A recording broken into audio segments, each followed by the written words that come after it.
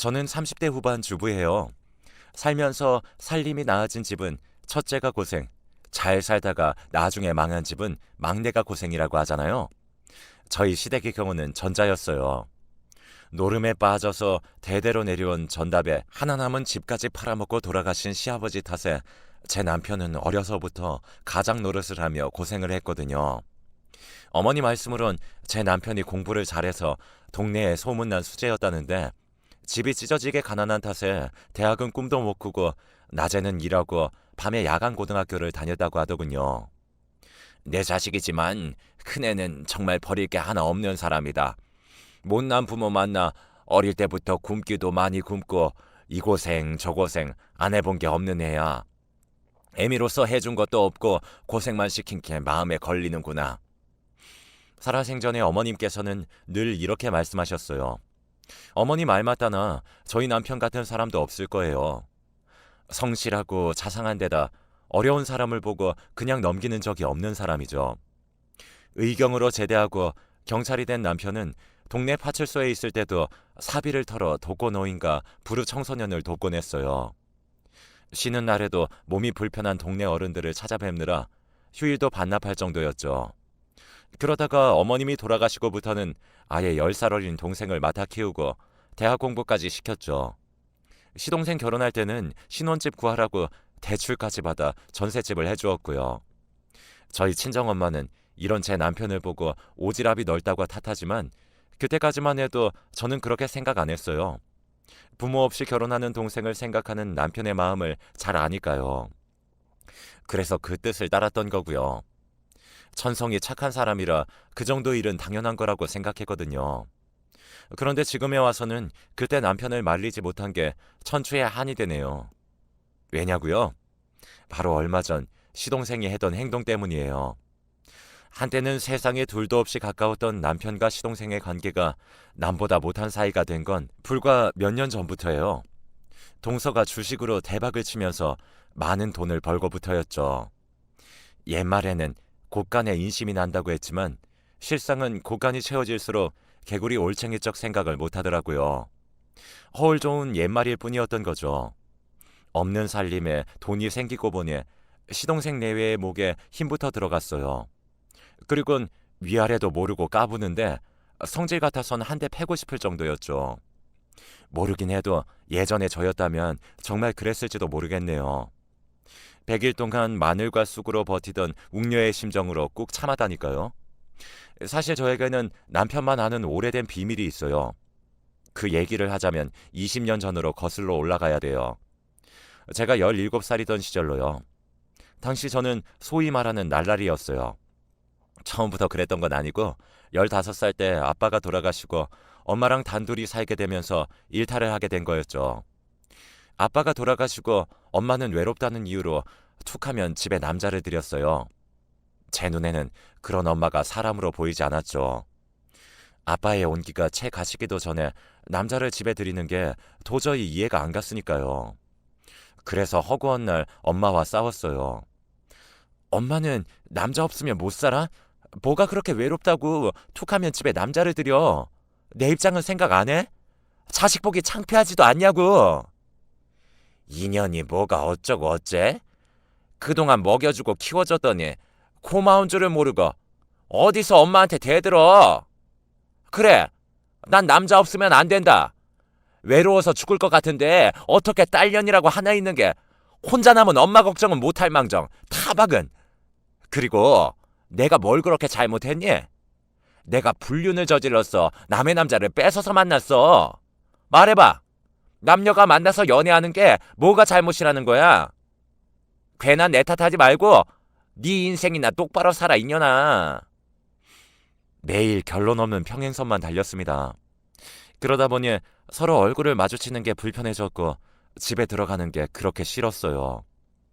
그래서 저와 비슷한 처지인 친구들과 어울리며 밥벌이를 배워야 했기에 나쁜 짓도 하게 되었고요.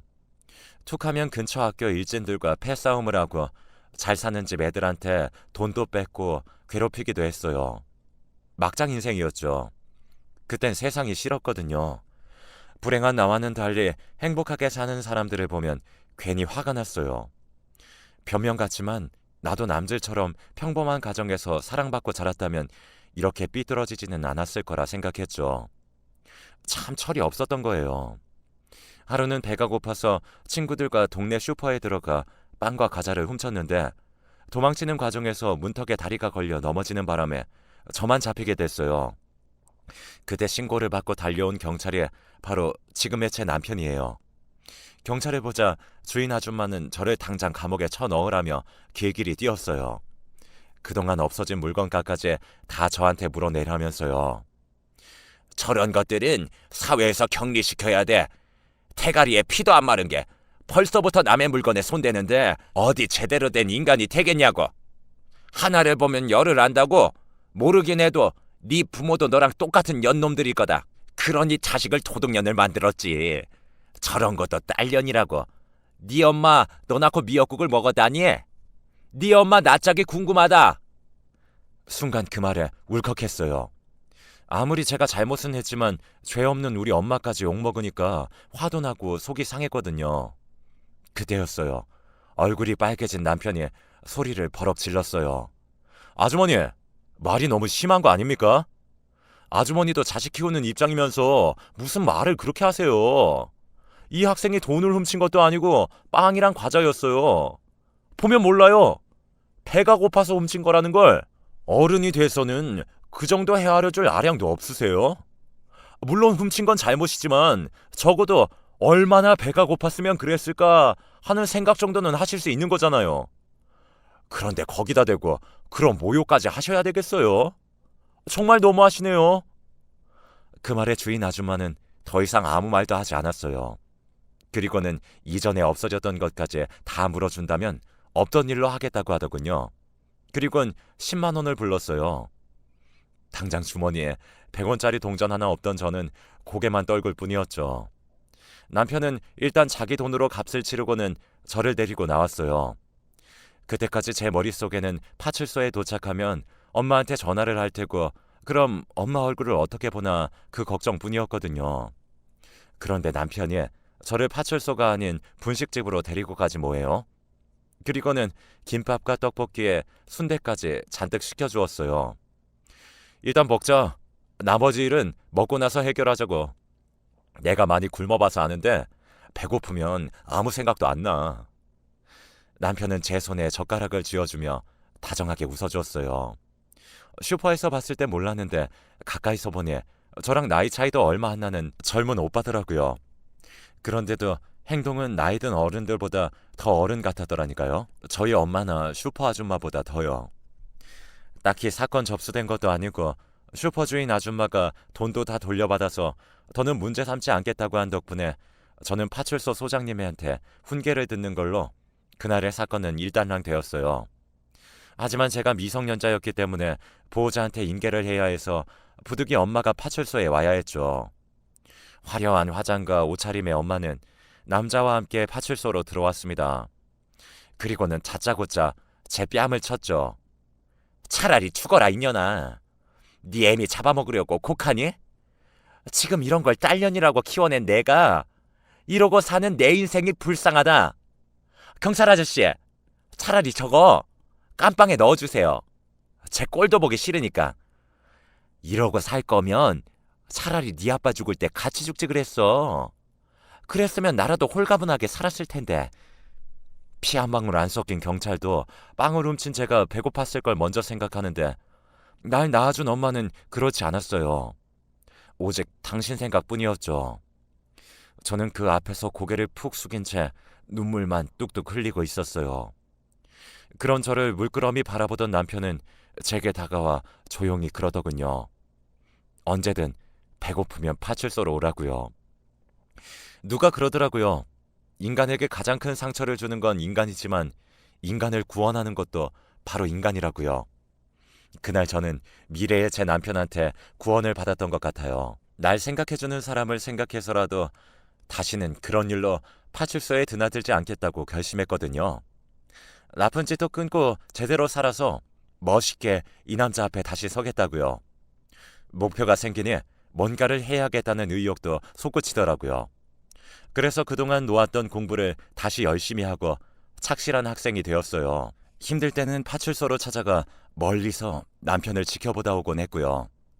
내 인생에서 가장 치열하게 공부했던 고3 시절이 지나고 저는 서울에 있는 여대에 합격을 했어요. 명문대는 아니었지만 불과 1년 반 전까지만 해도 모두가 포기했던 날라리가 서울 4년제 대학에 합격했다는 건 기적에 가까운 일이었죠. 담임도 엄마도 반 애들도 놀랄 정도였죠. 대학 합격 소식을 접한 저는 바로 파출소로 달려갔어요. 그리고 남편한테 당당히 고백했어요. 아저씨, 저 4년만 기다려주세요. 대학 졸업하면 그땐 저랑 사귀자고요. 그러니까 그때까지는 절대로 다른 여자랑 결혼하면 안 돼요. 밑도 끝도 없는 제 말에 남편은 당황하더라고요. 그도 그럴 것이 남편은 저를 기억하지 못했거든요. 하지만 당돌한 여고생의 프로포즈에 남편은 수줍은 얼굴로 말이라도 고맙다고 해주더군요. 저는 100% 진심이었는데 말이죠. 제가 창피한 것도 불구하고 몇 년 전 근처 슈퍼에서 빵 훔치다 걸린 애라고 제 과거를 설명하자 한참 뒤에야 남편과 파출소 사람들은 저를 알아보고는 대학 입학을 축하해 주었어요. 그날 이후 저는 종종 파출소에 들려 내 남자가 잘 지내나 확인을 하곤 했어요. 혹시 주변에 여자가 꼬이지는 않을까 전전긍긍하면서요. 어느새 파출소 사람들은 그런 저를 재수씨라고 불러주었고요. 그럴 때마다 남편은 귀까지 빨개져서는 도망을 쳤지만요. 10번 찍어 안 넘어가는 나무 없다고 제가 2년 넘게 찾아가다 보니 남편도 조금씩 제게 마음을 열어주었어요. 깻잎 머리 교복 차림 여고생일 때는 아무래도 어려 보였겠지만 이젠 화장도 익숙한 여대생으로 변해서 그런가 애 취급도 안 하고 말이죠. 그렇게 파출소를 드나든 지 2년하고 3개월 만에 저는 남편과 정식으로 사귀게 되었습니다. 당시 시동생은 고등학생이었는데 형제의 우애가 좋은 건지 눈치가 없는 건지 글쎄 데이트를 할 때 종종 따라 나오곤 했어요. 그때는 저한테 누나라고 부르며 엄청 잘 따랐었죠. 형제가 없는 저로서는 그런 시동생이 그렇게 귀엽더라고요. 시동생이 고3이 되고 수능 시험을 보러 갈 때도 몸이 아프신 어머님을 대신해 제가 시험장까지 따라갔을 정도였죠. 남편은 비상근무를 하느라 정작 자기 동생 시험장에는 갈 수가 없었거든요. 결혼도 하기 전부터 시댁의 큰아들 며느리 노릇을 했던 저는 시동생이 시험을 마치고 나올 때까지 교문 앞을 지키고 있었어요. 교문에 커다란 엿을 붙이고 간절히 기도하는 부모님들 사이에서 말이죠. 수능 시험을 마치고 나온 시동생은 그런 저를 발견하곤 미안해서 어쩔 줄 모르더라고요. 형수님, 제가 알바해서 첫 월급 타면 다른 사람은 몰라도 형수님 선물은 꼭 사드릴게요. 그러니까 우리 형이랑 헤어지지 말고 꼭 결혼까지 하세요. 남편과 달리 넉살이 좋은 시동생은 추위에 덜덜 떨고 있는 제 손을 꼭 잡아주며 그러더라고요.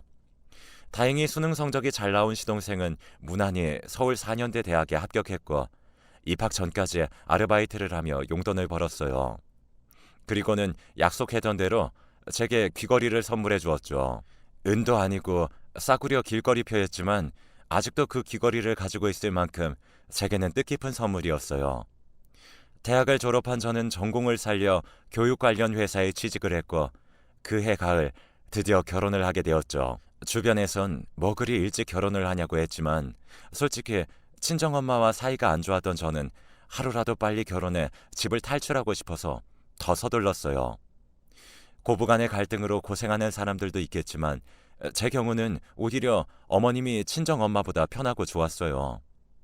어린 나이에 없는 집에 시집와 고생이 많다고 하시며 늘 제 걱정을 해주실 정도로 저희 어머님은 따뜻한 분이었거든요. 그렇게 몇 년간 시어머니의 사랑을 듬뿍 받으며 모처럼 사람 사는 것처럼 살았는데 제가 첫 아이를 임신하던 그해 어머님이 갑자기 세상을 떠나셨지 뭐예요. 막상 돌아가시고 나니까 그간 맞벌이 한다는 핑계로 어머님께 밥이며 빨래까지 맡겨놨던 게 그렇게 죄송할 수가 없더라고요. 살아계실 때 좀 더 잘해드릴 걸 하는 생각에 한동안 엄청 힘들었어요. 든 자리는 몰라도 난 자리는 티가 난다고 어머님의 빈자리는 무척 크게 느껴지더라고요. 남편은 남편대로 가장으로서 어머님의 빈자리를 채우려고 저보다 더 노력하는 것 같았어요. 특히 아직 대학생인 시동생한테요. 그런 마음을 잘 아는 시동생도 형한테 부담 지우지 않으려고 학과 공부도 알바도 열심히 하더라고요. 그런 모습이 참 기특했어요. 그렇게 한 몇 년간은 우애 깊은 형제 사이에서 저는 평범한 결혼 생활을 이어갈 수 있었어요. 한때 놀던 아이였던 흔적은 깨끗이 지운 채 말이죠.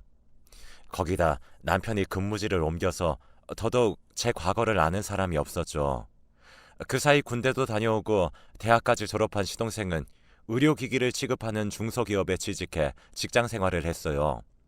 거기서 경비과 직원이던 동서를 만나 결혼을 하게 되었고요. 둘 다 사회생활을 막 시작한 시점이라 모아놓은 돈도 없었지만 속도 위반을 하는 바람에 서둘러야 했어요. 그래서 시동생 집은 우리가 마련해줘야 했죠. 남편도 그렇지만 저 역시 시동생과는 친형제처럼 살았던지라 그땐 당연한 일이라고 생각했어요. 그래서 오히려 제가 나서서 은행 대출을 알아봤었죠. 동서 친정도 형편이 좋지 않아서 결혼 준비도 저희 집에서 거의 도맡아 해주었습니다. 동서가 출산할 때도 마찬가지였고요. 그래도 그땐 아깝다는 생각은 전혀 없었어요. 그러다 3년 전쯤인가 한창 주식 붐이 불었을 때 동서가 적금 탄 돈으로 시동생 몰래 주식에 투자를 했었던가 봐요. 그런데 그게 엄청 대박이 나서 글쎄 아파트 한 채 값을 벌었지 뭐예요. 상황이 그렇다 보니 이후에는 시동생 부부가 둘 다 주식에 맛을 들여 공격적으로 투자를 하기 시작했죠. 그리고는 2년도 안 돼 수십억 자산을 손에 쥐게 된 거예요. 그게 불행의 시작이었죠. 돈이 좀 생기자 시동생과 동서는 둘 다 회사를 그만두고 집에서 본격적으로 주식 투자를 하기 시작했어요. 주식에 빠져본 분들은 아실 거예요. 이게 사람이 할 짓이 아니거든요. 매일 모니터에 그래프를 띄워놓고 모든 생활을 그 앞에서 하더라고요. 장이 마감되면 그제야 잡고 다음날 장이 서면 다시 모니터 앞에서 죽치고 살고 문제는 육아였죠. 아무리 돈도 좋다지만 그래도 자식은 제대로 돌봐야 하는데 둘 다 애는 뒷전이고 주식에만 빠져 살더라고요. 한 번은 김치를 전해주러 집에 갔는데 애가 곰팡이가 핀 빵을 뜯어먹고 있지 뭐예요. 제가 달려들어 빵을 뺏고는 동서를 불렀어요. 동서, 주식 투자도 좋지만 빵, 아니 밥은 제대로 챙겨줘야지. 하마터면 곰팡이 빵을 먹을 뻔했잖아. 애 밥은 제대로 먹이고 있는 거야? 그랬더니 글쎄 제품에 안긴 애를 빼앗아가면서 그러지 뭐예요. 형님이 뭔데 나한테 훈계해요? 시어머니도 아니면서 남이사 애한테 빵을 먹이든 밥을 먹이든 신경 끄라고요. 자기가 애가 없으니까 괜히 남의 애한테 엄마 노릇을 하려고 들어. 동서의 말에 순간 눈물이 핑 돌았어요. 사실 저는 몇 년 전에 불임 판정을 받았거든요. 안 그래도 아이 얘기만 나오면 죄인이 되는데 그걸 잘하는 동서가 저의 가장 아픈 부분을 쿡 찌르지 뭐예요. 서운하더라고요. 지금껏 뭘 바라고 자기들한테 잘해준 건 아니지만 그래도 이런 식으로 저에게 비수를 꽂을 줄은 몰랐어요. 그래서 더 말 않고 집으로 돌아왔어요. 그런데 그날 이후 사과 전화도 한 통 없더라고요. 괘씸해서 이후로는 저도 김치고 반찬이고 일절 안 해줬어요. 그런데 시동생네한테 이런 대접을 받은 게 저뿐만이 아니더라고요. 시동생도 저희 남편한테 점점 함부로 굴기 시작한 거예요. 형, 언제까지 경찰이나 하고 살 거야? 고졸 경찰은 승진도 어렵다는데 그냥 이참에 경찰 그만두고 딴 일 찾는 게 낫지 않겠어? 형 나이도 있는데 더 늦으면 이직도 힘들어. 정 일자리 없으면 내가 한번 자리 알아봐 줄까? 돈 좀 있다고 거들먹거리며 자기 형한테 하는 꼴이 어찌나 꼴사납던지 정말 주먹이 부르르 떨리더라고요. 그래서 제가 나서서 한마디 했죠. 도련님, 형한테 그게 무슨 말이에요? 경찰이 뭐 어때서요? 지금껏 이이가 경찰에서 번 돈으로 도련님 대학도 보내고 장가도 보냈어요. 받을 때는 말 없더니 돈 좀 번다고 형 무시하는 거예요. 뭐예요? 한 번만 더 이이 앞에서 그딴 소리 하면 저 정말 가만 안 있어요. 형수, 여기서 그 얘기가 왜 나와요? 등록금이랑 전셋집 해준 거 돌려달라 그 뜻이에요? 참 치사하게. 알았어요. 그깟 또 얼마나 한다고? 내가 2배, 아니 3배 쳐서 드릴게요. 그럼 됐죠? 더러워서 정말. 시동생은 오히려 자기가 더 화를 내고는 밥을 먹다 말고 집으로 돌아갔어요.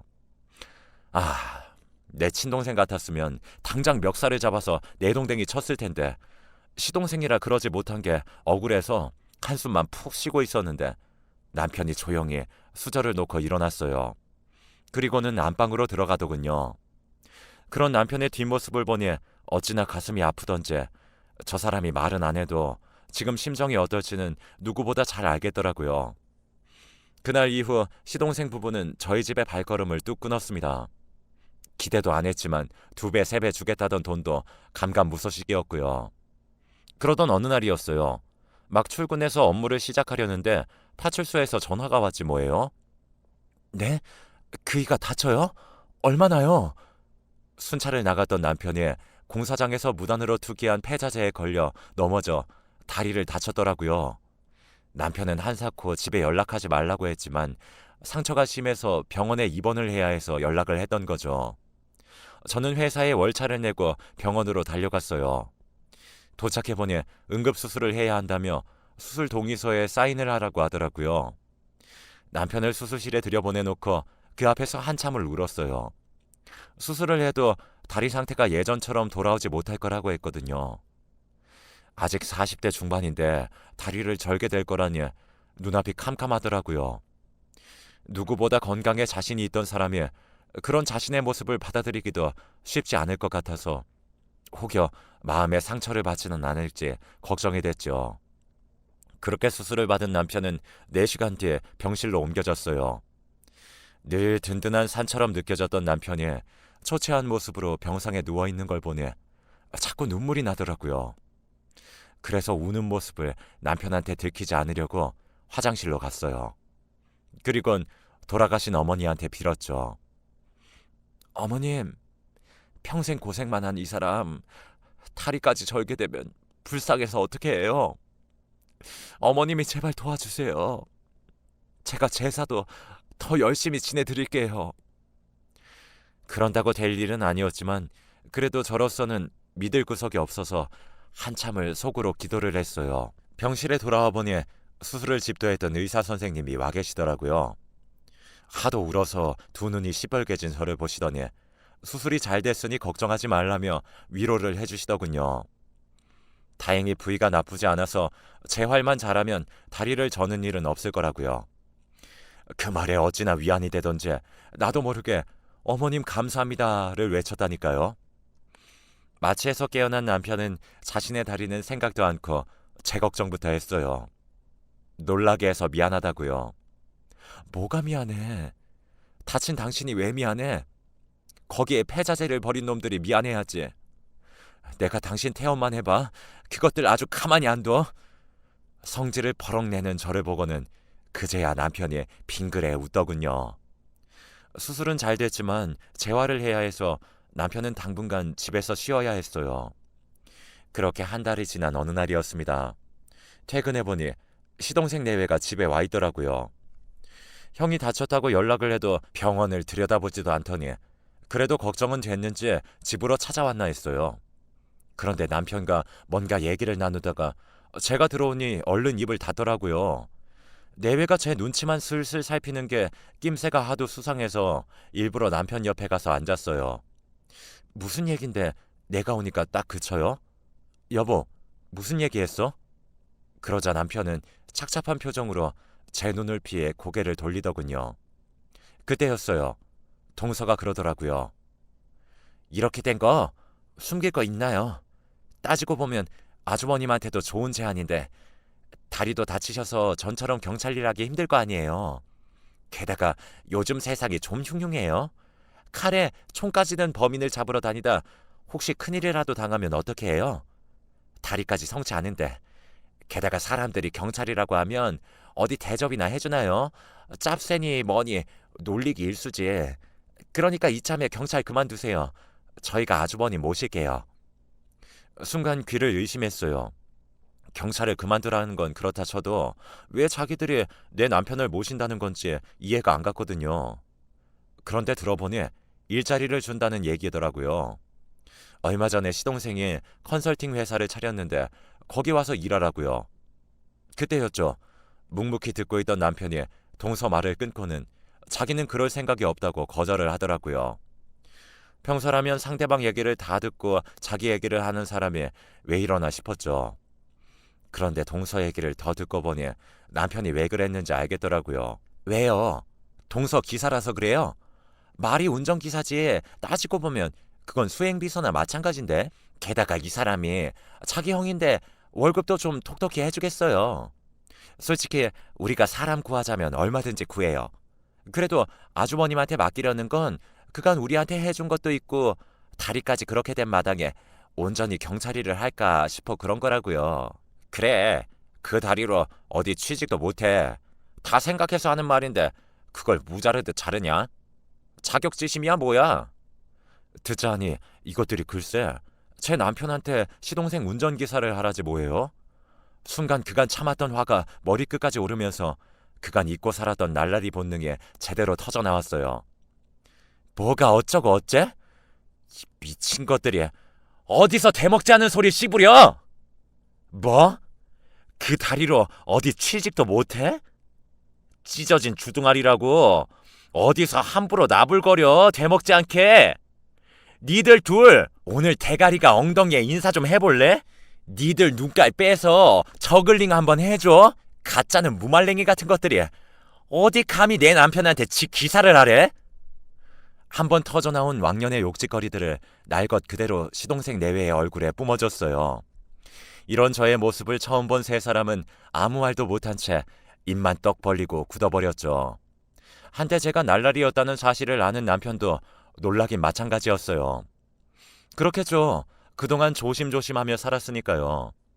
하지만 이날은 도저히 못 참겠더라고요. 이것들 다시는 안 보는 한이 있어도 버르장머리를 제대로 고쳐놔야겠다 생각했거든요.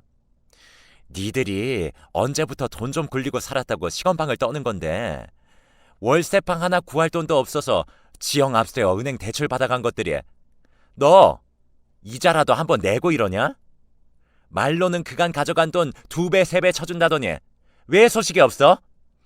그런 주제에 어디서 지금 누구한테 시다바리 노릇을 하래?